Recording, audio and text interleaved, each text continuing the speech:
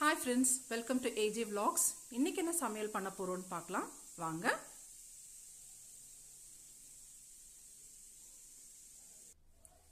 இன்னைக்கு நம்ம சிக்கன் தொன்னை பிரியாணி தான் பண்ண போறோம். இது பெங்களூர்ல ரொம்ப ஃபேமஸ். எப்படி பண்ணலாம்னு பார்க்கலாம் வாங்க. இப்போ நம்ம ஸ்டவ்ல பெரிய கடாய் வச்சிருக்கோம். இந்த கடாயில 1 kg சிக்கன் 1 kg ரைஸ் அளவு வேகும். ஸோ இன்னைக்கு நான் அவ்வளோ குவான்டிட்டி தான் பண்ண போறேன். ஸோ எப்படி பண்றதுன்னு பார்க்கலாம். ஃபர்ஸ்ட் ஸ்டவ் பற்ற வச்சிடுறேன். கொஞ்சம் கடாய் சூடாகட்டும். இப்போ கடாய் நல்லா சூடாயிருச்சு. இப்போ நம்ம எண்ணெய் ஊற்றலாம். 1 kg சிக்கன் 1 kg ரைஸுக்கான எண்ணெய் ஊற்றிருக்கேன். அப்புறம் கொஞ்சம் நெய் விடலாம்.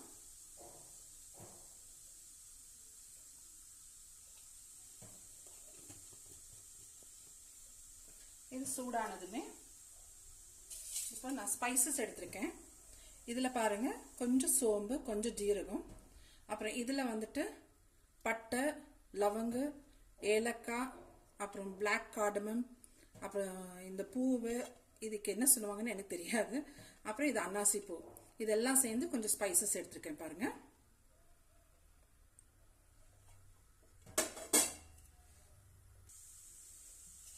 ஃபர்ஸ்ட் 2 பிரிஞ்சி இலை போட்டுக்கிறேன். 2-3 போட்டுக்கலாம், நல்ல வாசனையா இருக்கும். அதுக்கப்புறம் இந்த ஸ்பைசஸ் போடுறேன். அதுக்கப்புறம் இந்த ஜீரகம் சோம்பு கொஞ்சம் போடுறேன். போட்டு லைட்டா அப்படி மிக்ஸ் பண்ணி விடுங்க.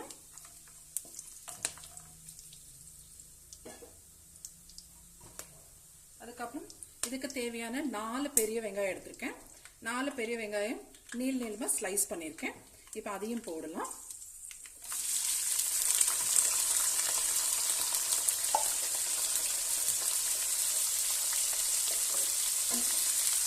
இது நல்லா இப்படி வணக்கி விடலாம்.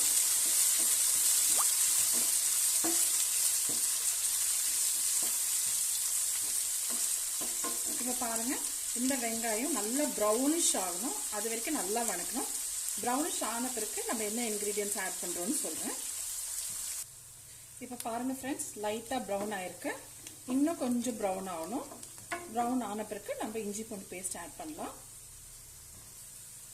பாருங்க ஃப்ரெண்ட்ஸ், வெங்காயம் நல்லா வதங்கியிருக்கு. நல்லா வதங்கிருச்சு பாத்தீங்களா? இப்போ இந்த ஸ்டேஜ்ல வந்து நம்ம இஞ்சி பூண்டு பேஸ்ட் போட்டுக்கலாம். வெறும் இஞ்சி பூண்டு பேஸ்ட் தான் அரைச்சிருக்கேன். இங்க பாருங்க, 1 கிட்டத்தட்ட ஒரு 2 ஸ்பூன் அளவுக்கு இருக்கு. நல்ல பெரிய ஸ்பூனா எடுத்திருக்கேன். இதை போட்டு நல்லா மிக்ஸ் பண்ணி விட்டுலாம்.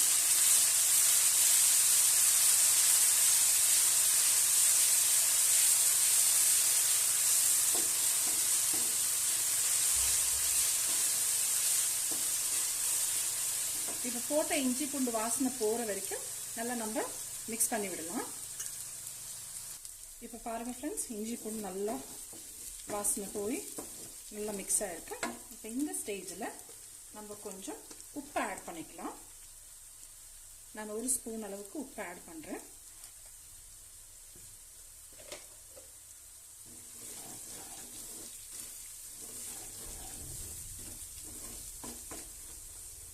உப்பு ஆட் பண்ணிட்டு இப்போ நெக்ஸ்ட் நம்ம வந்து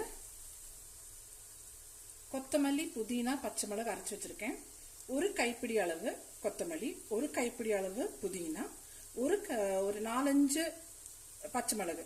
ரொம்ப பெருசா இருந்துச்சுன்னா 5 பச்சை மிளகு எடுங்க, சின்னதா இருந்துச்சுன்னா ஒரு 6 பச்சை மிளகு எடுங்க. சரிங்களா? இதெல்லாம் அரைச்சி வச்சிருக்கேன். இந்த அரைச்ச விழுதை இதுல போடலாம்.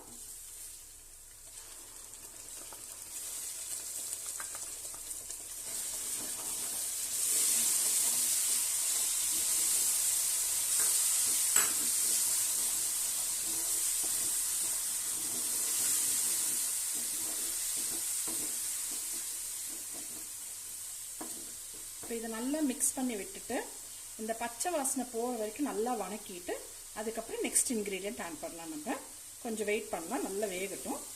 இந்த பச்சை வாசம் போகணும். இப்போ பாருங்கள் ஃப்ரெண்ட்ஸ், புதினா, கொத்தமல்லி, பச்சை மிளகு விழுது போட்டிருக்கோம் இல்லைங்களா, அது நல்லா வணங்கிருச்சு. பாருங்கள், பச்சையாக டார்க் க்ரீன் ஆயிடுச்சு, நல்லா வணங்கிருச்சு. ஸோ இந்த ஸ்டேஜில் நல்லா பச்சை வாசனையும் போயிடுச்சு. இந்த ஸ்டேஜில் நம்ம ஒரு 4 தக்காளி எடுத்துருக்கோம், அது நீளமாக கட் பண்ணியிருக்கோம். அந்த 4 தக்காளியை இதில் போட்டுடலாம்.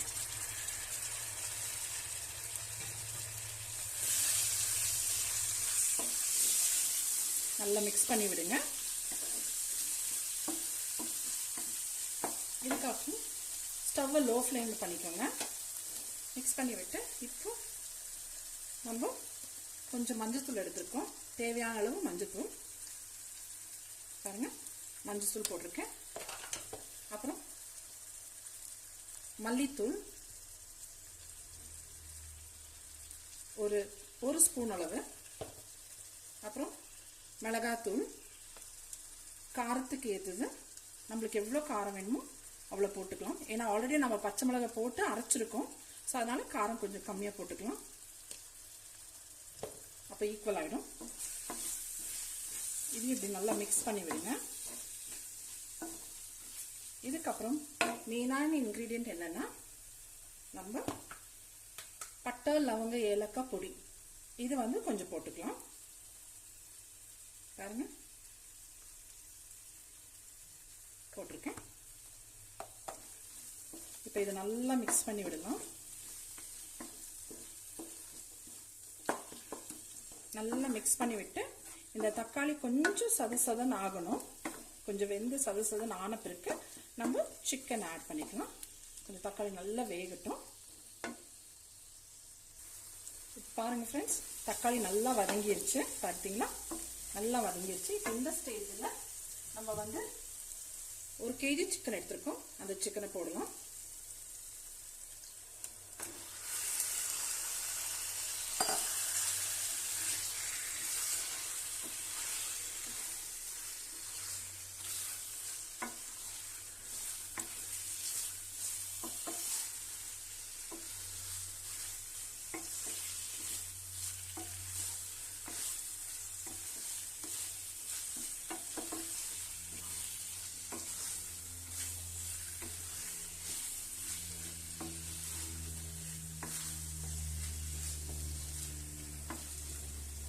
பார்த்தீங்களா ஃப்ரெண்ட்ஸ், மசாலா நல்லா மிக்ஸ் பண்ணி வச்சுருக்கேன்.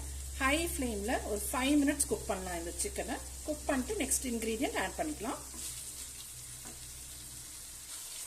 இப்போ பாருங்கள் ஃப்ரெண்ட்ஸ், சிக்கன் நல்லா மசாலாவில் மிக்ஸ் ஆகிருக்கு. ஆல்மோஸ்ட் என்ன சொல்கிறது, 10-15% குக் ஆகிருக்கு. இப்போ இந்த ஸ்டேஜில் வந்து நம்ம தயிர் ஆட் பண்ணிக்கலாம். நான் 1 கப்பு தயிர் எடுத்திருக்கேன். அது எவ்வளோன்னா 1 2 3 கொஞ்சம் எக்ஸ்ட்ரா. ஸோ ஒரு 3 ஸ்பூன் ஃபுல்லாக எடுத்தால் ஒரு 3 ஸ்பூன் அளவு தயிர் எடுத்துருக்கேன், பெரிய ஸ்பூனில். நல்லா மிக்ஸ் பண்ணி விட்டுடலாம்.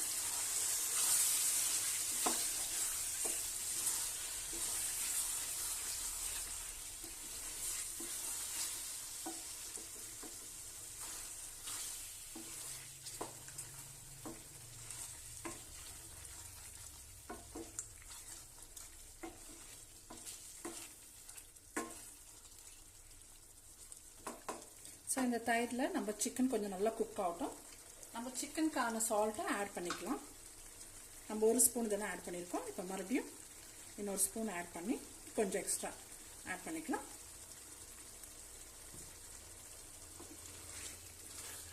இப்போ சிக்கன் நல்லா குக்காகி வரட்டும். குக்காகி வந்த பிறகு நம்ம நெக்ஸ்ட்டு என்ன ஆட் பண்ணுறோன்னு சொல்கிறேன். நல்லா கிளறி விட்டுருங்க. பாருங்களேன், பார்க்குறதுக்கு எவ்வளோ அழகாக இருக்குது. நல்லா எண்ணெய் விட்டுட்டுருக்கு. இன்னும் நல்லா குக் ஆகணும் சிக்கனு. இப்போ பாருங்கள் ஃப்ரெண்ட்ஸ், சிக்கன் நல்லா வெந்திருக்கு. தட் மீன்ஸ் ஆல்மோஸ்ட் 75% வெந்திருக்கு. இது நெக்ஸ்ட்டு நம்ம பிரியாணி தம் போடும்போது வெந்துடும். பாருங்கள், எண்ணெய் நல்லா விட்டுருக்கு பார்த்தீங்களா. ஸோ இந்த ஸ்டேஜில் நம்ம வந்து தண்ணி ஆட் பண்ணுறோம். இந்த கிளாஸில் 3 கிளாஸ் ரைஸ் எடுத்திருக்கேன், புல்லட் ரைஸு. பெங்களூரில் புல்லட் ரைஸ் ரொம்ப ஃபேமஸ்ஸு. ஸோ புல்லட் ரைஸ் எடுத்திருக்கேன். இந்த கிளாஸில் 3 கிளாஸ் ரைஸுக்கு 6 கிளாஸ் தண்ணி எடுத்திருக்கேன். 3 கிளாஸ் ரைஸுக்கு 6 கிளாஸ் தண்ணி. ஏன் டபுளாக எடுத்திருக்கேன்னா, ரொம்ப ஓல்டு ரைஸ் இது. ஸோ நல்லா வேகும், நிறைய என்ன சொல்கிறது நிறைய பெருக்கும் கொடுக்கும் ரைஸ். அதனால 6 கிளாஸ் தண்ணி எடுத்திருக்கேன். இப்போ நம்ம தண்ணி ஊற்றலாம். நான் ஆல்ரெடி சூடு பண்ணி வச்சுருக்கேன் தண்ணியை. பாருங்க, தண்ணி சூடு பண்ணி வச்சுருக்கேன். இப்போ அதை ஊற்றிடுறேன்.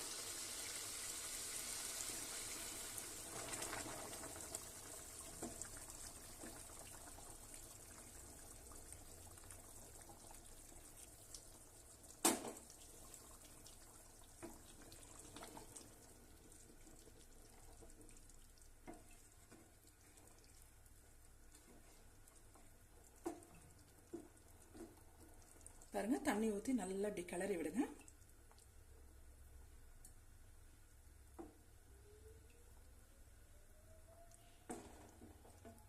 பாருங்க எப்படி இருக்கு. ஸோ இப்போ இந்த தண்ணி வந்து ஆல்ரெடி கொதிச்ச தண்ணி தான். ஒரு 5 மினிட்ஸ் கொதிக்கிட்டோம். ஏன்னா அந்த சிக்கனுக்குள்ளே இருக்கிற எசன்ஸ் எல்லாமே வந்துட்டு தண்ணியில் இறங்கும். ஸோ நல்லா அந்த மசாலா எல்லாம் மிக்ஸ் ஆகி தண்ணி மிக்ஸ் ஆன பிறகு நம்ம ரைஸ் போடலாம். கொஞ்சம் ஒரு 5 மினிட்ஸ் கொதிக்கட்டும்.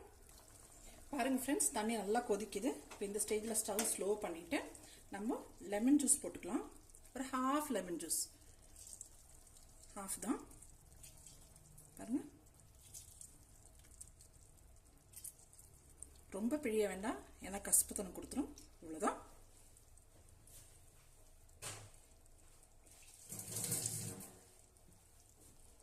இப்போ அதை மிக்ஸ் பண்ணி விடலாம்.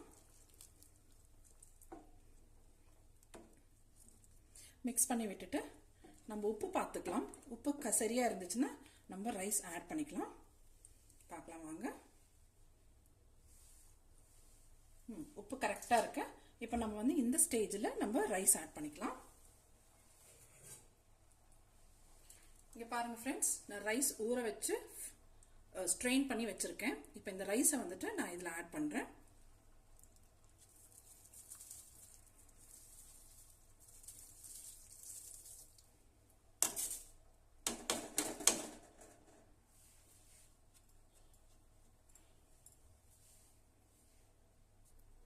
ரைஸ் ஆட் பண்ணியிருக்கேன். இப்போ நம்ம வந்து ரைஸை மிக்ஸ் பண்ணி விட்டுடலாம். மிக்ஸ் பண்ணி ஹை ஃப்ளேமில் ஒரு 10 நிமிஷம் ஹை ஃப்ளேமில் வேக விட்டுடலாம்.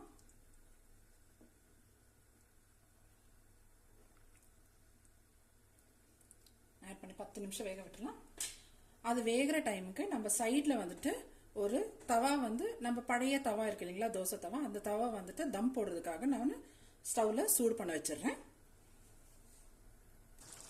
பாருங்க ஃப்ரெண்ட்ஸ், ஹை ஃப்ளேமில் 5 மினிட்ஸ் குக் பண்ணியிருக்கேன். பாருங்க, இன்னும் ஒரு 5 மினிட்ஸ் குக் ஆகணும். குக் ஆன பிறகு நம்ம தம் போட்டுக்கலாம். பார்த்தீங்களா, இன்னும் ஒரு 5 மினிட்ஸ் குக் ஆகட்டும். பாருங்க ஃப்ரெண்ட்ஸ், எவ்வளோ குக் ஆயிருக்குன்ட்டு. நல்லா குக் ஆயிருக்கு பார்த்தீங்களா. ஸோ இந்த ஸ்டேஜில் நம்ம லோ ஃப்ளேம் பண்ணிக்கலாம். லோ ஃப்ளேம் பண்ணிட்டு மேலாக கொஞ்சம் புதினா, கார்னிஷிங்காக கொஞ்சம் புதினா, அப்புறம் கொஞ்சம் நெய் விட்டுடலாம்.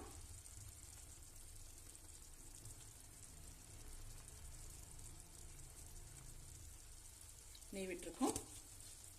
இப்போ இந்த ஸ்டேஜில் நம்ம தம் போட்டுடலாம். பாருங்க, நான் பேன் ஆல்ரெடி சூடு பண்ணி வச்சிருக்கேன். ஸோ அந்த தவா எடுத்திருக்கேன், சூடு பண்ண தவாவை. இப்போ பிரியாணியை தம் போடுறோம். பார்த்தீங்களா ஃப்ரெண்ட்ஸ், இப்போ நம்ம ஹை ஃப்ளேம் வச்சுருக்கோம். ஒரு 2 மினிட்ஸ்க்கு ஹை ஃப்ளேமில் ஆன பிறகு அப்புறம் நம்ம லோ ஃப்ளேமில் ஒரு 2 மினிட்ஸ்க்கு ஹை ஃப்ளேமில் பண்ணிவிட்டு அப்புறம் ஒரு 10-15 மினிட்ஸ்க்கு லோ ஃப்ளேமில் நம்ம வச்சுக்கலாம். சரிங்களா, இப்போ இதை க்ளோஸ் பண்ணி வச்சிடலாம்.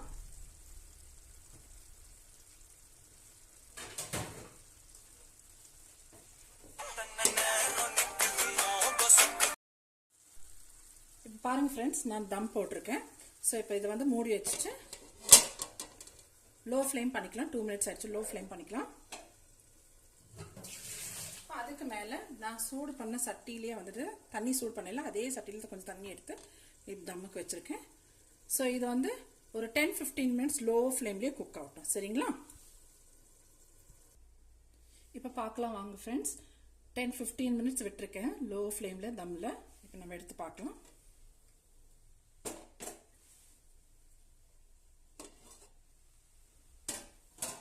வா, ரைஸ் நல்லா இதாக இருக்குது. இங்கே பாருங்கள், ரைஸ் நல்லா குக்காக இருக்குது. பார்த்தீங்களா ஃப்ரெண்ட்ஸ்? எவ்வளோ உதிரியாக நல்லா இருக்குது பாருங்கள். பாருங்கள்,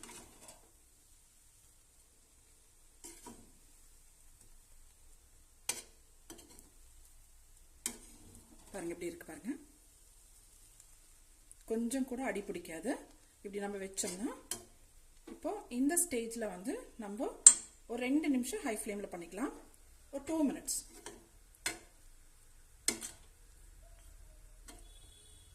2 மினிட்ஸ் ஹை ஃப்ளேம் பண்ணிக்கலாம். ஹை ஃப்ளேம் பண்ணி க்ளோஸ் பண்ணிடலாம். ஒரு 2 மினிட்ஸ் குக் ஆனதுமே நம்ம ஸ்டவ் ஆஃப் பண்ணிடலாம். இருங்க,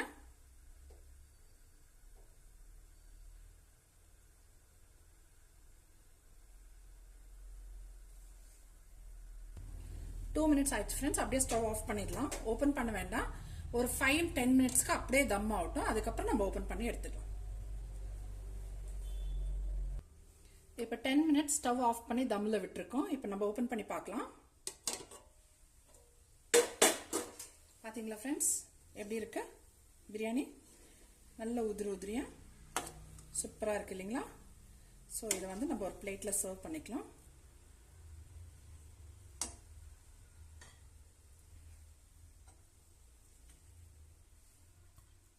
பாருங்க,